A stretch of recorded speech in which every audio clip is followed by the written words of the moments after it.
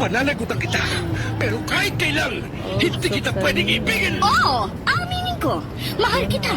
Nang dahil sa salapi mo. At nang dahil sa pag-ibig ko sa'yo, handa akong pumatay at mamatay. Katawan ko lang ang minahal mo. At hindi ang pagkatao ko.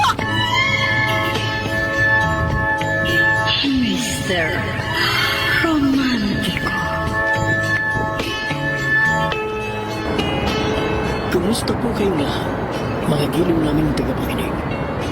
Inaanyayahan ko po kayong pakinggan ang pagsasadula ng mga lihim kasaysayan ng pag-ibig na padala ng ating mga taga-subaybay at bibigyan buhay ng inyong mga paboritong bituin sa radyo.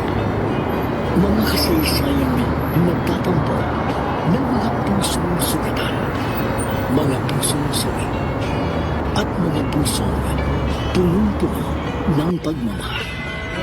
Lahat po yan sa loob ng kalahating oras dito sa ating tulang. Mr. Romantico.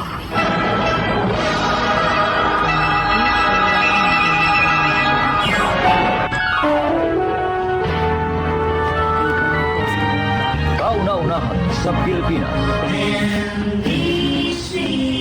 Manila Broadcasting Company.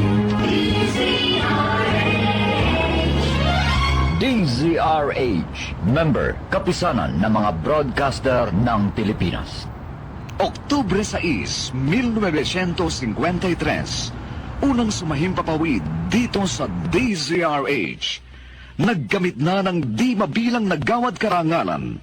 At ng Oktubre taong 2002, ipinagkaloob naman ng kapisanan ng mga broadcaster ng Pilipinas ang Lifetime Achievement Award kay Tiaderi. At ngayon, nasa ika-51 taon na ng pagsasahimpapawid, buong karangalan at pagmamalaking inihahandog ng Manila Broadcasting Company ang pero yung iba, okay kasaysayan pero ayan, kawawa sa talaga. Wala liham talagang ngayon, kahit kay sandal. Tiaderi. Dito, matindi to eh. Matindi yan. Ito yung kasulok-sulukan ng kwet.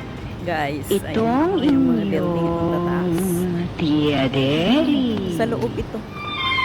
Ayan siya guys. Ayan lang yung building. Ayan ang basurahan.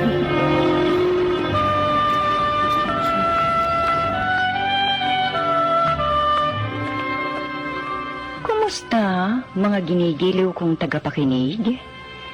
Narito na naman po kami sa pagsasadula ng mga pangyayaring lumikha ng suliranin at bagabag na humitik at naging mahalagang bahagi ng buhay. Mataos naming layo ni magdulot na ikagagaan, kundi man tuluyang ikapapawi ng hapdi at kirot, ng pagdurusa o agam-agam.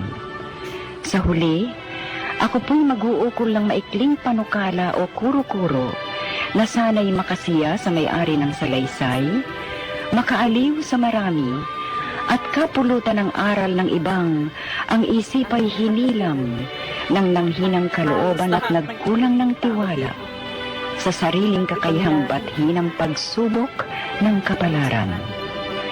Ito po ang kasaysayan sa mga liham sa inyong Tiaderi.